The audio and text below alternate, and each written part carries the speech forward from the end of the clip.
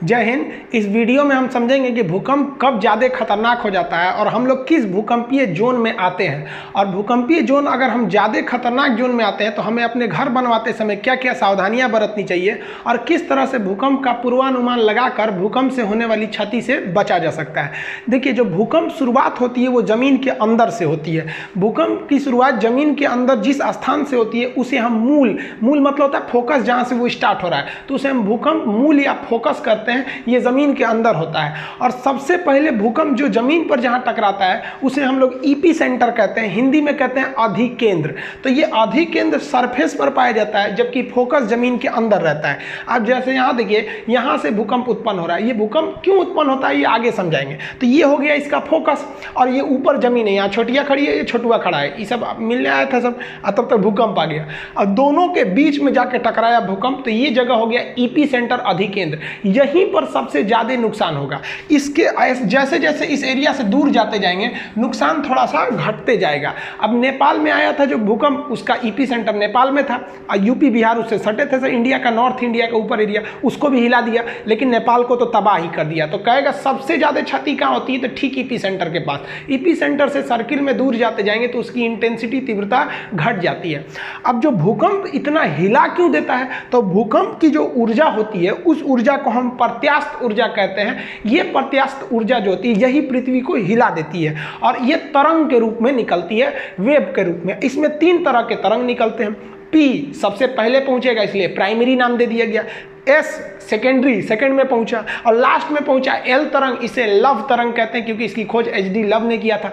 तो भूकंप से निकलने वाले कुल 3 तरंग होते हैं। अब इसमें कई चीजें आपको समझना पड़ेगा, किसका आयाम ज्यादा, किसकी फ्रीक्वेंसी ज्यादा, किसका तरंगदैर्घ्य ज्यादा, किसकी स्पीड ज्यादा, किसका घनत्व, मतलब हर चीज को समझिए आप। देखिए, प्राइमरी वेव का जो स्पीड होता है वो 6 किलोमीटर पर सेकेंड होता है, 1 सेकेंड में 6 किलोमीटर चली जाती है। और जो सेकेंडरी यानी द्वितीयक तरंगे होती है उसकी स्पीड 3.5 किलोमीटर पर सेकेंड होती है और जो लव तरंगे होती हैं, एल तरंग, उसकी जो स्पीड होती है वो 1.5 किलोमीटर होती है।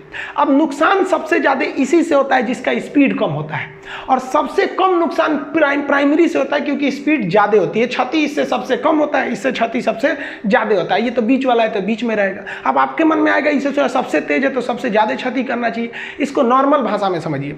आप जब किसी से दिल लगाते हैं तो अगर मान लीजिए किसी से आप दिल लगाने गए और बहुत हाई स्पीड में दिल लग गया, एक के बार मुलाकात हुआ, तुरंत फोन नंबर मिल गया, 1-2 दिन बात हुआ, बहुत अच्छा, तब तक आप देखें कि ले भाई साहब 2 बजे रतिया कि उसका मोबाइल बिजी आ रहा है, तो आपको एगो क्षति होगा ना, बहुत तकलीफ होगा। लेकिन इससे आपको ज़्यादा तकलीफ नहीं होगा, कहेंगे 2 दिन तो हुआ था मिलते हुए, जाओ जाओ, तो इससे ज़्यादा तकलीफ नहीं होगा। लेकिन अगर उसके आने की स्पीड, जिससे दिल लगा रहे हैं, उसकी स्पीड थोड़ी कम रहेगी, धीरे धीरे आएगा।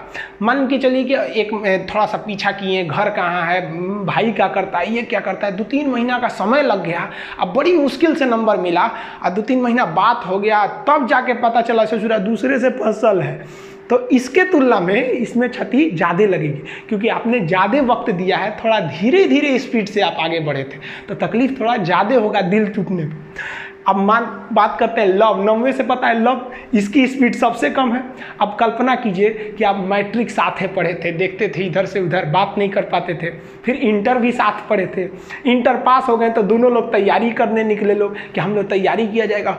2-3 साल का लंबा मेहनत हुआ तब जाके आप दोनों लोग में बात बनी, बहुत धीमी स्पीड से आगे बढ़े लोग और उसके बाद 1-2-3 साल ऐसे आप लोग में दोस्ती आगे बढ़ी और तब तक पता चला किसी दूसरे के मोटरसाइकिल पे आप घूमते देख लिए, तब जो मारेगा क्षति ना, भयानक क्षति होगा, एकदम लाइफ खराब कर देता है। यही सब गाना सुनता है, सब जग सुना सुना लागे, अरे बकलवा सब। सबसे भयानक क्षति एल तरंग से होती है, इसीलिए इसका नाम रखा गया लव। हालांकि इसकी वैज्ञानिक का नाम था लव, एचडी लव। अब समझ में आ गया ना, तो जितनी धीरे स्पीड आएगा उतने ज़्यादा क्षति होगा। तो वही अच्छा है जो पहले लात खा गया और उसको ज़्यादा तकलीफ नहीं होगा, और जिनको एल तरंग मारता है ना बेचारा सुसाइड कर लेता है, बकलोल होता है सब। अरे कौन कहता है पहले प्यार को भुलाया नहीं जा सकता, बस दूसरी वाली मस्त होनी चाहिए। इस सब में ज़्यादा चक्कर में नहीं पड़ना चाहिए, ये सब सेकेंडरी चीज़ है लाइफ के। तो आप स्पीड समझ गए, जितना ज़्यादा स्पीड रहेगा, आओ सनम जाओ सनम, कोई तकलीफ नहीं, धीरे धीरे आएगा तो जाएगा तो ज़्यादा तकलीफ हो जाएगा। अब समझते हैं कि ये कौन कहाँ जा सकता है। ये ठोस, द्रव और गैस तीनों में जा सकता है। देखिए, ये गैस में तो जाएगा, मान ली हवा में भूकंप की तरंग घूम रही है तो हवा में हिला दो भाई, हवा से, उससे क्या इफेक्ट पड़ने वाला है। तो मेन जो देखा जाता है वो ठोस और द्रव को देखा जाता है। तो ये तीनों लिक्विडों में जा सकती है, जबकि आप सेकेंडरी यानी गौण तरंगों की बात करेंगे, द्वितीयक तरंगों की, ये ठोस में जा सकता है लेकिन द्रव में नहीं जाएगा। अब ये क्वेश्चन पूछ दिया था कि ये जो तरंग है क्या यह पृथ्वी के मेंटल भाग में जा सकती है, कोर में जा सकता है? तो कोर तो द्रव अवस्था में, पृथ्वी का बीच वाला भाग कोर द्रव अवस्था में, तो उसमें तो ये जा ही नहीं सकता है। जैसे यहाँ देखिए ये मेंटल से भूकंप उत्पन्न हुआ तो इसकी तरंगे इधर भी तो जाएंगी, इधर भी जाएंगी, इधर भी जाएंगी, नीचे भी तो आएंगी ना, ऐसे भूकंप इधर भी तो जाएगा तरंग, ऐसा थोड़ी है कि केवल ऊपर ही आएगा।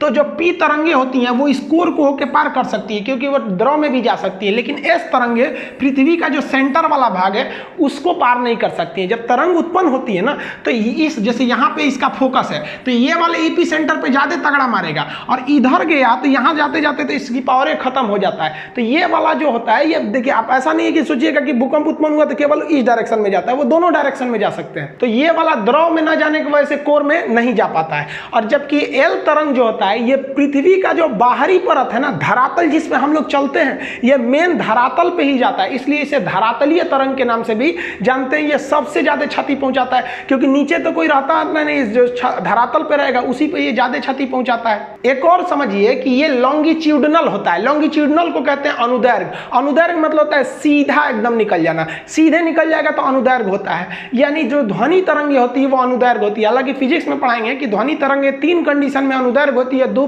कंडीशन में अनुप्रस्थ होती है, इसलिए इसको ध्वनि को दोनों में रखा जाता है। तो ये जो तरंगे होती है ना पी, ये अनुदैर्घ्य होती है, सीधे निकल जाती हैं और ये ध्वनि के समानता रखती है, ऐसे सीधे निकल जाती है। लेकिन अगर एस तरंग की बात करिएगा तो एस तरंग ट्रांसवर्स होती है यानी अनुप्रस्थ, इस तरह चलती है। जैसे आदमी कैसे पैर उठा उठा चलता है, तो उठा उठा के चलिएगा तो उसे कहते हैं अनुप्रस्थ। अब आदमी का मान लीजिए चप्पल का फीता टूट गया तो इसे घसटाते हुए चलता है, ऐसे ऐसे ऐसे, तब वो हो गया अनुदैर्घ्य। यानी ऐसे चलेंगे तो अनुदैर्घ्य। और जैसे ट्रेन चलती है अनुदैर्घ्य, उठ उठ के चलती है ऐसे, और घोड़ा दौड़ता है अनुप्रस्थ, ऐसे ऐसे, तो उठ उठ के ऐसे चलेगा तो अनुप्रस्थ, ये अनुप्रस्थ होता है। प्रकाश भी जो होती है वो अनुप्रस्थ तरंगों की तरह चलती है, ये फिजिक्स में आपको समझाएंगे। अब ये जो होती है ना, ये अनुप्रस्थ के समान ही समानता रखती है एल तरंगे, लेकिन ये ज्यादा घातक हो जाती हैं सब। यहाँ आप इमेज में देखिए कि ये सीधे निकल गई तो ये पी वेव्स है। अब ये जो ऐसे ऐसे जा रहा है ये एस वेव है, ये इस तरह से जा रहा है, और एल वेव भी वैसे ही जाता है लेकिन कुछ ज्यादा ही हिला देता है, इसलिए इससे ज्यादा क्षति हो जाती है। इसे हिंदी में प्राथमिक कहते हैं, इसे हिंदी में द्वितीयक या गौण कहते हैं, और ये तो है धरातल पे चलने के कारण इसे हम धरातलीय तरंग के नाम से जानते हैं। अब जो नया डिजाइन से क्वेश्चन पूछे जा रहे हैं उसको समझिए। अब वो वेव से पूछ देता है, तो पी वेव जो होती है वो बहुत घनी होती है। जैसे देखिए ये है पी वेव, और एस वेव जो होती है वो लंबी लंबी थोड़ी हो जाती है, और एल वेव और लंबा हो जाता है। इस हिसाब से आपसे 3 क्वेश्चन पूछता है कि आवृत्ति, तरंगदैर्घ्य और आयाम बताइए तीनों का। तो आवृत्ति जो है वो संख्या को गिनता है, एक समान समय में कितनी संख्या की तरंगे उसे गिनता है। तो इसमें संख्या गिने ना ज्यादा, 1 2 3 4 5 6 7 8 9 10, तो इसकी आवृत्ति ज्यादा संख्या में है। तो यहाँ हम स्पष्ट लिख दिए आवृत्ति यानी संख्या ज्यादा होती है पी वेव का। लेकिन अगर एस वेव का देखिएगा तो इसकी संख्या कम होती है, 1 2 3 4 5 6 ही है, तो इसकी आवृत्ति यानी संख्या औसत है, मतलब इन दोनों के बीच में रहती है। जबकि अगर एल वेव जो ज्यादा क्षति पहुंचा रही थी उसकी संख्या ही कम मिलेगी, 1 2 3 और लगभग 4 मिलेगा, तो इसकी जो आवृत्ति यानी संख्या ये सबसे कम होती है। अब बात करते हैं वेवलेंथ यानी तरंगदैर्घ्य की। तो वेवलेंथ जो है वो दूरी को दर्शाता है। दूरी मतलब लंबाई, छोटी सी लंबाई रहेगी तो लंबाई कहते हैं, लंबाई बहुत बढ़ गया तो दूरी बताता है। तो ये जो है ये दूरी बता रहा है। तो देखिए, तो एक तरंग से दूसरे तरंग के बीच में इतनी ही दूरी दिख रही है, तो इसकी जो दूरी होती है वो बहुत कम होती है। जबकि उससे ज्यादा तरंगदैर्घ्य यानी वेवलेंथ यानी दूरी यानी तरंग की लंबाई, ये इसमें थोड़ा सा ज्यादा है। देखिए लंबाई इसमें थोड़ा सा ज्यादा है, तो ये दोनों के बीच में तो सब में मिडिल में ही आएगा। जबकि आप एल वेव की बात करेंगे तो एल वेव का जो तरंगदैर्घ्य होता है, दूरी होती है, वो सबसे ज्यादा होता है। देखिए इतनी दूरी है इसमें सबसे ज्यादा दूरी होता है। तो इमेज से समझिएगा। ड्रॉ करने के लिए आप सिंपल सा क्या करिएगा, इसे पी एस एल लिखिएगा, पहले छोटा छोटा फिर उससे बड़ा फिर एकदम बड़ा। समझ आ गया कि नहीं आ गया? और उसके हिसाब से आप समझ जाइएगा। अब समझते हैं एम्पलीट्यूड यानी आयाम को। तो आयाम का सेंस होता है ऊंचाई, तरंग कितना ऊंचा है उसे हम आयाम कहते हैं। तो इसकी ऊंचाई देखिए कम है, इसकी ऊंचाई उससे थोड़ा सा ज्यादा है।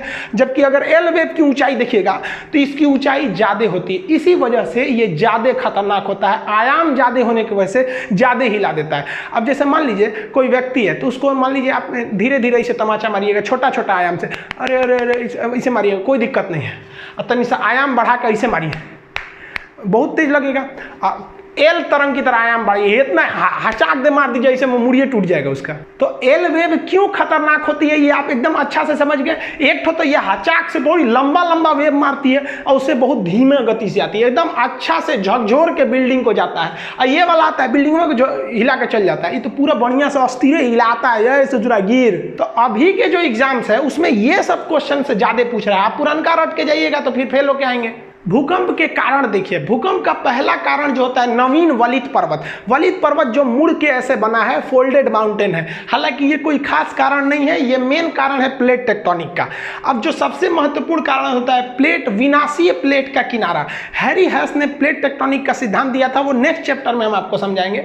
प्लेट क्या होता है कि हम लोग जिस जमीन पे खड़े हैं ये जमीन बहुत मोटी है। जैसे आप अपने घर में 2 मंजिला 3 मंजिला पे खड़े होते हैं ना, तो आप लिंटर की ढलैया पे खड़े होते हैं जो महज 4 से 6 इंच का ढलैया होता है, उस पर आपका पूरा घर रोक लेता है। तो जिस पृथ्वी पे खड़े हैं ना, ये भी एक ढलैया मिट्टी का है और वो कितना मोटा है पता है, 100 किलोमीटर मोटा है। और जहाँ थोड़ा सा गहरा है उसके ऊपर पानी भर गया तो समुद्र हो गया। तो समुद्र जो दिख रहा है वो भी एक जमीन का हिस्सा है। 100 किलोमीटर ऊंचा जमीन है, उसमें थोड़ा सा ऊपर से धंसा दीजिए, समुद्र की गहराई कितनी होती है, 10 मैक्सिमम गहरा हो गया मारियाना ट्रंच 11 किलोमीटर। तो 100 किलोमीटर से ऊपर से धंसा दीजिए 11, तो उस पर पानी भर जाएगा तो समुद्र हो जाएगा। और नहीं तो उसके नीचे तो पूरा मिट्टी है ही है, तो लिथोस्फीयर का निर्माण कर देते हैं। तो हम लोग जिस पर खड़े हैं वो भी प्लेट है जिसकी मोटाई 100 किलोमीटर है। और ये प्लेट दूसरे प्लेट से जैसे टकराएंगे ना, तब आपका वहां आ जाएगा भूकंप। हम ये प्लेट को आपको प्रैक्टिकली एग्जांपल देकर समझाएंगे कैसे टकराते हैं, सब 3D में। तो यहाँ मान लीजिए ये ब्लैक वाला एक प्लेट है, ये दूसरा प्लेट है, ये दोनों इधर आके टकराएंगे तो इसी किनारे पे ना भूकंप की संभावना ज्यादा रहेगी। तो जहां टकराने वाले किनारे रहते हैं उस किनारा को कहते हैं विनाशीय कगार, यहां भूकंप ज्यादा आते हैं। अब इसमें 2 चीजें होती हैं। प्लेट अगर आपस में आके सटेंगे तो उसे कहते हैं अभिसरण, ये ज्यादा डेंजर होता है। और प्लेट अगर दूर हटेंगे तो इसे कहते हैं अवसरण। अवसरण में जैसे जैसे प्लेट हटेगा ना तो पृथ्वी के अंदर का ज्वालामुखी का मैग्मा धड़धड़ा के बाहर आ जाएगा। तो जब दूर हटता है तो उससे ज्वालामुखी आते हैं, वो भूकंप के लिए नॉर्मल माना जाता है। जबकि ज्यादा खतरनाक होता है प्लेटों का अभिसरण खतरनाक होता है, जहां प्लेट टकराएंगे वहां भूकंप ज्यादा आएगा। अब इसी का सिद्धांत दिया था रीड महोदय ने। रीड ने दिया था प्रत्यास्थ प्रचलन सिद्धांत। इन्होंने कहा था कि जब एक प्लेट दूसरे प्लेट से टकराती है या दूर हटती है तो इसकी एक क्षमता होती है, कितना भी खींच दीजिएगा इसे दूर हटाने के लिए तो टूटेगा नहीं, लेकिन एक मैक्सिमम क्षमता के बाद ये टूट जाएगा, तब भूकंप आएंगे। या आपस में सटाइएगा तो ये मुड़ेंगे नहीं, इनके अंदर एक इलास्टिसिटी होती है, लेकिन उससे ज्यादा ढकेल दीजिएगा तो ये मुड़ जाते हैं, जिससे कि भूकंप आ जाते हैं। तो ये रीड का सिद्धांत कई बार पूछा है कि रीड का सिद्धांत किससे संबंधित है, तो आप इतिहास भूगोल में चल जाता है, तो ये भूकंप से संबंधित है।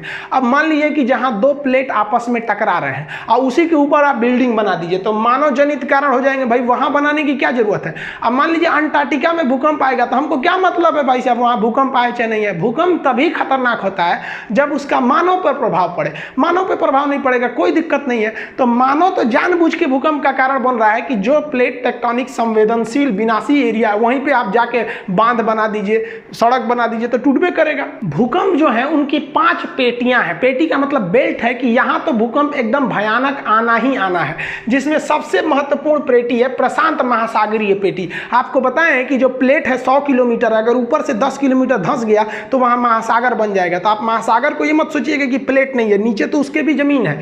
तो ये महासागरीय पेटी, यहाँ पर 60 से लगभग 63% भूकंप यहीं आते हैं, सबसे ज्यादा भूकंप। और इस भूकंप का कारण क्या है, अभिसरण है। पहले इसको आप मैपिंग द्वारा समझिए तब आप समझ पाएंगे। यहाँ पर आप देखिए कि प्रशांत महासागर 2 जगह है, एक ये भी प्रशांत महासागर है और ये भी प्रशांत महासागर है। एक्चुअली ये 2 जगह नहीं है, पृथ्वी गोल है। अब मान के चलिए कि कोई चीज मेरे नाखून के पास है, इसको खोलेंगे तो आधा इधर चला गया आधा इधर चला गया। वही अगर यहाँ देखिएगा तो प्रशांत महासागर एक ही जगह यहाँ बना दिए। तो जो प्रशांत महासागर का प्लेट है वो इस साइड से आप देखिएगा कि उत्तरी और दक्षिणी अमेरिका से टकराता है, तो यहाँ पर भूकंप की संभावना ज्यादा बढ़ जाती है। तो प्रशांत महासागर एक साइड में तो अमेरिका से अभिसरण यानी टकरा रहा है और वही इस साइड में देखेंगे तो वो एशिया वाले प्लेट से टकरा रहा है, जिस वजह से यहाँ भूकंप बहुत ज़्यादा आने लगते हैं सब, और ज्वालामुखी भी आने लगती है। ऐसे टकरा के हट जाएंगे, मान लीजिए अगर टकरा के टूट गया तो ज्वालामुखी भी आएगा, भूकंप भी आएगा। इस वजह से अगर आप इसको एक दोनों मैप को आपस में जोड़ेंगे तो प्रशांत महासागर इस तरह से हो जाता है।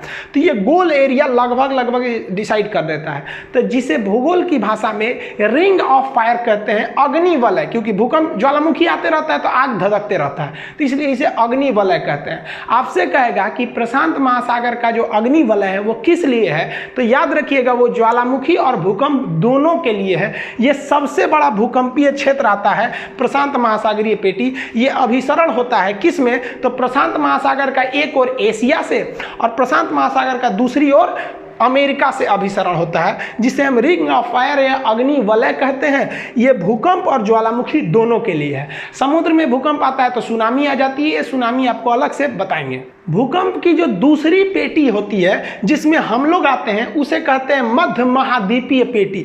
ये दुनिया के महत्वपूर्ण महाद्वीपों के बीचों बीच से निकल जाती है, इसलिए इसे मिड कॉन्टिनेंटल बेल्ट कहते हैं, मध्य महाद्वीपीय पेटी। इसका भी मेन कारण जो है वो अभिसरण ही है। हम आपको बताए हैं कि अभिसरण में ज़्यादा खतरनाक होता है और अवसरण में कम खतरनाक होता है। इसको भी आप मैप से समझिए कि जैसे ये देखिए पूरी दुनिया यहाँ पर, अब जो हम लोग मध्य महाद्वीपीय पेटी कहाँ पर है, ये रेड वाला एरिया देख रहे हैं, ये अटलांटिक महासागर के केप वर्डे द्वीप से चालू होता है और ये यहाँ तक जा रहा होता है। ये मध्य महाद्वीपीय पेटी है। इस पेटी को देखेंगे तो यहाँ दो प्लेटें आपस में टकरा रही हैं।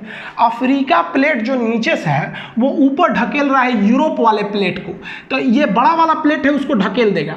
तो आने वाले 10 से 20 हजार साल बाद ये यूरोप जो है ना मैदान से ऊपर उठ के पठार बन जाएगा। यहाँ वाटरलू का मैदान बहुत फेमस है, जिस तरह में इंडिया में पानीपत का मैदान है।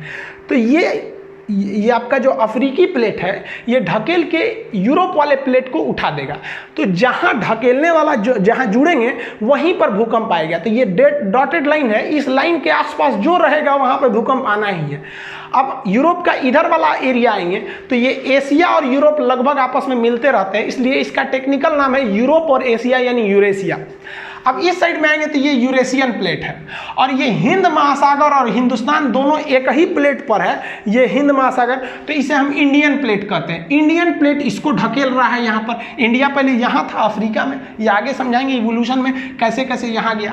अब ये इसको ढकेल रहा है, तो ये दोनों जहाँ मिलेंगे वहाँ पर भी भूकंप आएगा। तो ये नेपाल के पास मिल जाते हैं और ये हमेशा उसको ढकेल रहा है। तो इसीलिए हिमालय पहाड़ की ऊंचाई बढ़ रही है। हम लोग जब छोटे थे तो पढ़े थे कि 8,848 मीटर ऊंचा है माउंट एवरेस्ट। आप लोग पढ़ रहे हैं 8,850 मीटर है। 10 साल रुकिए, इसी को आप पढ़िएगा 8,852 मीटर है।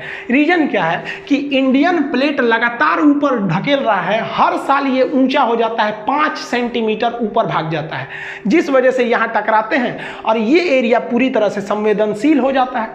और चूंकि जहाँ टकराएंगे वहाँ पहाड़ बनने की संभावना ज़्यादा रहती है। आप यहाँ पे देखेंगे तो यहाँ पे आपको मिलेगा आपका पहाड़, आल्पस पर्वत से लेके इधर निकलेंगे तो यहाँ काकेशस पर्वत है, हिंदुकुश पर्वत है, हिमालय, आराकामियोमा। तो ये पहाड़ी कारण जो होते हैं वो भी भूकंप के कारण बनते हैं। लेकिन आपको पता है कि मेन कारण पहाड़ नहीं है, मेन कारण अभिसरण हो जाता है। तो हिंदुस्तान का जो भूकंपीय क्षेत्र है वो क्या है, वो महाद्वीपों के बीचों बीच से आ रहा है, इसलिए इसे कहते हैं मध्य महाद्वीपीय पेटी, जो मुख्य रूप से नेपाल यानी हिमालय से होकर गुजरता है और आगे जाके प्रशांत पेटी में जाकर मिल जाता है। तो यहाँ ध्यान से समझिए, तो हम लोग का जो पेटी है वो तो मध्य महाद्वीपीय पेटी हो गया। ये अभिसरण का कारण है। किससे अभिसरण हो रहा है, तो अफ्रीका ढकेल रहा है यूरोप को बना देगा एक दिन पठार, और एक और इंडियन प्लेट ढकेल रहा है यूरेशियन प्लेट को, इसलिए माउंट एवरेस्ट की ऊंचाई बढ़ रही है। ये दोनों जहां मिलते हैं वहीं पे बन गया है हिमालय पर्वत। ये समझ में आ गया। अब जो तीसरी भूकंप की पेटी है उसे हम कहते हैं मध्य अटलांटिक पेटी। ये अटलांटिक महासागर के बीच में है, ये ज़्यादा खतरनाक नहीं है, ये अवसरण बंद करती है। कैसे, देखिए ध्यान से। ये अटलांटिक महासागर है, एस के आकार का है। इसमें क्या है कि इधर का प्लेट इधर जा रहा है और इधर का प्लेट इस साइड जा रहा है। तो ये अभिसरण नहीं हो रहा है जो खतरनाक होगा, बल्कि ये अवसरण हो रहा है। तो तो प्लेट जब दूर जाएंगे तो पृथ्वी के अंदर का जो मैग्मा है वो बाहर धधक के निकलेगा ज्वालामुखी से, तो मैग्मा इसमें बाहर निकल जाता है और ठंडा होकर वो एक चट्टान बना लेगा और ये लगातार फैल रहा है इसलिए लगातार मैग्मा निकलेगा और इसके अंदर एक बड़ा सा चट्टान बन गया है। समुद्र के अंदर डूबे हुए चट्टान या पहाड़ को हम रिज या कटक कहते हैं।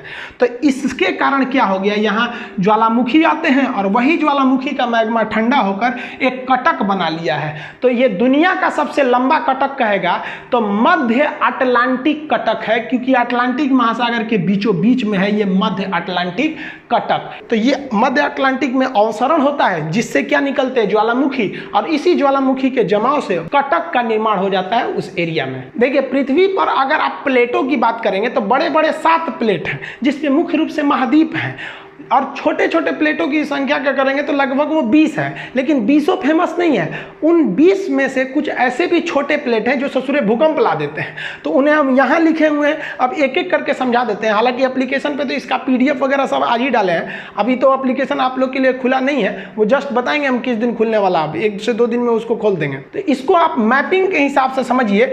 इन तीनों को पहले समझा देते हैं, फूका प्लेट, कोकोस प्लेट और नजका प्लेट, ये कहाँ पर है सब इसको ध्यान से समझिए। अमेरिका जो है, उत्तरी अमेरिका, तो अमेरिका के जस्ट इस साइड में, पश्चिम साइड में प्रशांत महासागर में, यहाँ पर एक है फोका प्लेट। तो ये फोका प्लेट अमेरिका में भूकंप ला देता है क्योंकि प्रशांत महासागर वाला आके इसको ढकेल देता है, तो यहाँ भूकंप आ जाते हैं। यहाँ पर मैक्सिको के जस्ट इधर में है कोकोस प्लेट। अब याद रखिएगा, यहाँ एक कोको द्वीप है, यहाँ एक कोकोस द्वीप है, ना ये कोको है ना ये कोकोस है, ये कोकोस है लेकिन ये कोकोस प्लेट है। ये कोकोस प्लेट कहां लाता है तो प्रशांत महासागर में मैक्सिको के तट पर भूकंप लाता है। नजका प्लेट, ये कई बार यूपीएससी में पूछा है, नजका प्लेट कहां है, तो नजका प्लेट एक छोटा सा प्लेट है, वो प्रशांत महासागर में है लेकिन वो पेरू तट के पास है नजका प्लेट। तो ये छोटे छोटे प्लेट हैं लेकिन ससुरे विनाशी प्लेट है, दूसरे से टकरा रहे हैं। अगर वही आप अगर कोई प्लेट को देखेंगे, जैसे ये अटलांटिक प्लेट है जो नीचे की ओर है, तो ये अटलांटिक महासागर में प्लेट है लेकिन इसके पास कोई दूसरा प्लेट ही नहीं है, जिस वजह से यहां भूकंप वगैरह नहीं आते हैं सर। भाई टकराएगा तभी तो भूकंप आएगा। तो आपसे क्वेश्चन भी पूछता है कि वह कौन सा ऐसा महाद्वीप है जहां एक भी भूकंप नहीं आते हैं, तो अटलांटिक वाला है। अरे भाई ये नीचे वाला अटलांटिक का रहे, ये अंटार्कटिक वाला, तो ये अंटार्कटिक के पास कोई प्लेटें टकराने नहीं जा रहा है। टकराएगा तभी तो अभिसरण होगा और वो जो किनारा कगार है वो विनाशी कगार बनेगा, तो यहाँ भूकंप का लिए आएगा, नहीं आते हैं सब यहाँ पर। और छोटे छोटे प्लेट देखिए, तो अफ्रीका की भ्रंश घाटी, जब हम आपको बताए थे कि 8वां महाद्वीप जिलांडिया, तो उसमें बताए थे कि आने वाले समय में ये अफ्रीका में भ्रंश घाटी आ रही है जो इथोपिया से लेकर नीचे तक जा रही है। ये आने वाले 40 से 50,000 साल बाद ये कट कर अलग हो जाएगा। उसी तरह जिस तरह से हिंदुस्तान पहले यहाँ था, कट के अलग होकर वहाँ चला गया, ये भी अलग होगा।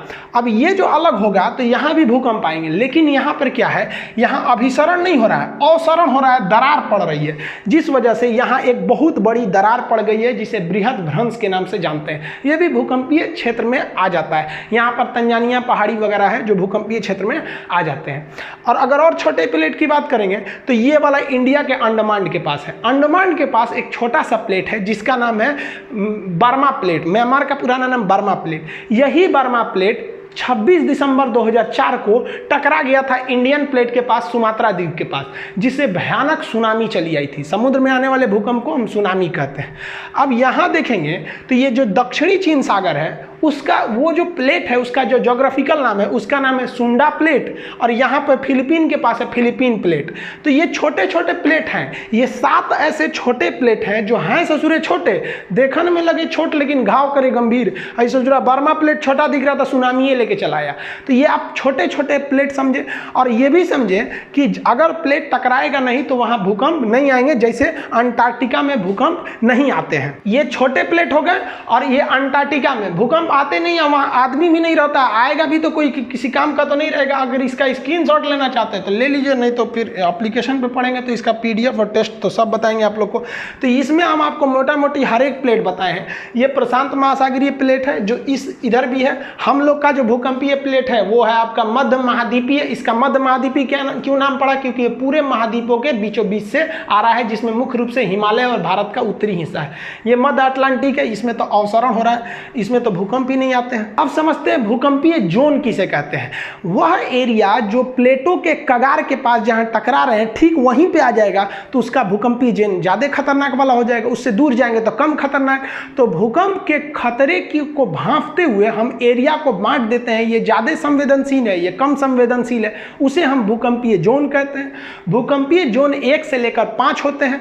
भूकंपीय जोन जो 1 है इसमें लगभग 5 तीव्रता का भूकंप आता है, जिसमें किसी को कोई दिक्कतें नहीं होता है। इसलिए भूगोलवेताओं ने अभी कह दिया है कि जो भूकंपीय जोन 1 है इसकी मान्यता को खत्म कर दिया गया है। भूकंपीय जोन को 2 से गिना जाता है, लेकिन कहेगा कितने होते हैं तो 1 से 5 होते हैं, और 1 वाले को अभी खत्म कर दिया गया है। जैसे जैसे आप भूकंपीय अभी क्या लिखेंगे आप, बट नाउ ओनली 4 जोन हो चुके हैं। जैसे जैसे आप भूकंपीय जोन 1 से किधर जाएंगे 5 की ओर, आप खतरे की ओर बढ़ रहे हैं, यानी डेंजर की ओर बढ़ रहे हैं। यानी सबसे खतरनाक जोन कौन सा आता है, 5वां जोन आता है। ये कहाँ मिलेगा, जहाँ एकदम प्लेट मिल रहा है, जैसे हिमालय का निचला भाग, नेपाल का एरिया, ये 5वें जोन में आता है। 1 नंबर जोन तो खत्म कर दिया गया है, हिमालय आपके 5वें जोन में आता है। यहाँ नक्शा दे दिया है, इसको आप स्क्रीनशॉट में लेके देख सकते हैं। जो रेड कलर से दिया है वो जोन नंबर 5 है, जिसमें कश्मीर आता है, ये आपका हिमाचल प्रदेश, उत्तराखंड, नेपाल का वह एरिया जो बिहार यूपी से सटता है वो हो गया, पूर्वोत्तर भारत हो गए लाल वाले एरिया में। लाल मतलब कौन सा है, भूकंपीय जोन 5 है। ये गुजरात का ऊपर वाला कच्छ जो है, भुज में तो 26 जनवरी 2001 को भूकंप आ गया। सोचिए सब लोग झंडा फहरा रहे थे, लोग सुबह सुबह भूकंप आ गया, बहुत खतरनाक भूकंप था वहाँ पर। ये तो इस बार एग्जाम में भी पूछा था किस दिन आया था। बाकी अगर आप देखेंगे तो भूकंपीय जोन 2, जहाँ से अब तो मेन शुरुआत हो रही है, हम आपको पहले ही बोले कि 1 नंबर खत्म हो गया। आप इस नक्शा में भी देखिएगा तो भूकंपीय जोन 2, 3, 4, 5 को बनाया गया है। तो देखिए दक्षिण भारत में ये वाला एरिया कम है, 3 नंबर में आ जाता है येलो जोन। तो यहाँ से आप कलर के हिसाब से जोन डिसाइड कर सकते हैं कि आप किस जोन में आते हैं। अभी जो बताएं वो आपके पीसीएस लेवल या फिर आपके यूपीएससी लेवल में वहां से ज्यादा क्वेश्चन आते हैं। अब ग्रुप डी, खलासी, चपरासी, गैंगमैन, सफाई कर्मी, इस सब के एग्जाम में क्या पूछेगा, बच्चा वाला चीज कि भूकंप को किस मशीन से नापते हैं, तो सिस्मोमीटर से नापते हैं। ये मशीनमा का नाम है सिस्मोमीटर, ये नाप देता है वहां पर। भूकंप की स्टडी को क्या कहेंगे, सिस्मोग्राफ कहेंगे, सिस्मोलॉजी कहते हैं। किस ग्राफ से नापते हैं, तो उसे जिस ग्राफ पे उसको बनाया जाता है उस ग्राफ का नाम होता है सिस्मोग्राफ। किस स्केल से नापते हैं, तो स्केल कई ठो है जिसमें रिक्टर स्केल फेमस होते हैं। पहले आप ग्राफ और स्केल में अंतर समझिए। यहां हमने ग्राफ बना दिया कि भैया ये भूकंप आया है, ग्राफ बना दिए। अब इस ग्राफ को नापिएगा कैसे, कि भाई किलो में नापिएगा कि लीटर में नापिएगा कि सेंटीमीटर में, कोनो ना कोनो एक स्केल रहना चाहिए ना। जैसे गेहूं को आप किलो में नापते हैं, पानी को लीटर में नापते हैं, तो चीजवा तो वही है, उसको नापने के लिए यूनिट चाहिए, कोई ना कोई स्केल चाहिए। तो इस ग्राफ को कहते हैं सिस्मोग्राफ। इस ग्राफ की ऊंचाई या खतरा को नापने वाले मीटर को कहते हैं हम लोग रिक्टर स्केल। तो ग्राफ अलग है, स्केल अलग है, मशीन अलग है, और इसका पूरा अध्ययन सिस्मोलॉजी कहलाता है। अब जो स्केल होते हैं सिस्मोग्राफ को नापने वाले स्केल, ये पहले एक फेरल स्केल था जिसे रॉसी स्केल भी कहते थे, ये सफल नहीं हुआ। मार्केली स्केल, ये तो एकदम गलत था, इसमें 1 से लेकर 12 तक अंक थे। ये प्रेक्षण और अनुभव पर आधारित था कि इस साल जो अगर 10 गो घर गिराया है तो मान लीजिए कि भूकंप की तीव्रता 6 है, और अगली बार मान लीजिए गिरा दिया 20 गो या 40 गिरा लिया तो उससे ज़्यादा है, मतलब ये अनुभव के आधार पर है। नहीं समझिए तो ये फालतू हो गया, इसको भी निकाल दिया गया। अभी जो पूरी दुनिया मानती है वो मानती है रिक्टर स्केल, जिसे हम लोग रीचर स्केल भी कहते हैं। इसमें 1 से लेकर 9 तक अंक रहता है। लेकिन ध्यान दीजिएगा, अगर आप कमीशन लेवल के एग्जाम में बैठे हैं तो उसमें पूछ देता है कि रिक्टर स्केल पर रेयरेस्ट भूकंप को किस अक्षर से दर्शाते हैं, तो वो 10 से दिखाते हैं। तो जनरली इसमें 1 से 9 तक अंक होते हैं आपके रिक्टर स्केल में। आप छोटे मोटे वनडे एग्जाम में देते हैं तो 1 से 9 में मारेंगे, लेकिन कह देगा एकदम रेयरेस्ट भूकंप को किस में दर्शाएगा, तो 10 में। इसकी एक खासियत क्या होती है रिक्टर स्केल की, कि हर अंक अपने से पिछले अंक से 10 गुना ज़्यादा पावरफुल होता है। यानी अगर आपसे कह रहा है कि रिक्टर स्केल पर कोई भूकंप आया है जिसकी तीव्रता है 6, और रिक्टर स्केल पे एक भूकंप आया जिसकी तीव्रता है 7, तो आपको अंक में भले दिखेगा कि 6 से 7 एक ही अंक है, लेकिन पावर देखेंगे तो 10 गुना ज़्यादा खतरनाक होता है। तो रिक्टर स्केल पर हर एक अंक अपने से पिछले अंक से 10 गुना ज़्यादा खतरा को लेकर रखता है। रिक्टर स्केल पर अगर 7 तीव्रता से कम का भूकंप है तो उससे कोई लॉस नहीं होगा, बस आपको हल्का हल्का हिला के चल जाएगा। लेकिन अगर 7 तीव्रता का भूकंप है तो जरूर क्षति पहुँचाएगा, और 7 से भयानक जितने ज़्यादा आप चले चले जाइए और भयानक आ जाएगा। फुकुशिमा में तो आ गया था 9 तीव्रता का भूकंप। नेपाल में जो आया था 8.1 था, जो लांबा जूम जिसका सेंटर था 2015 वाला का। तो ये आप समझ गए रिक्टर स्केल, ये सब बच्चा वाला चीज़ है। आगे समझिए, देखिए एक लाइन आप पढ़े होंगे आइसोसिस्मल लाइन। आइसोसिस्मल लाइन जो होता है उसे हम समान तीव्रता यानी समान क्षति वाले एरिया को मिलाता है। जैसे मान लीजिए कि यहाँ भी आया 6 तीव्रता का भूकंप, यहाँ भी आया 6, यहाँ भी आया 6, यहाँ 6, लेकिन यहाँ आ गया 7। तो आइसोसिस्मल लाइन कैसे खींचेगा, इसे मिला दीजिए। तो एक जैसी तीव्रता वाले, जहाँ एक जैसी तीव्रता रहेगी वहाँ एक जैसे नुकसान भी होगा। तो समान तीव्रता वाले जगह को मिलाने वाली लाइन को कहते हैं आइसोसिस्मल लाइन। लेकिन ये पुराना हो गया ये क्वेश्चन। अब पूछता है कि होमोसिस्मल लाइन क्या है।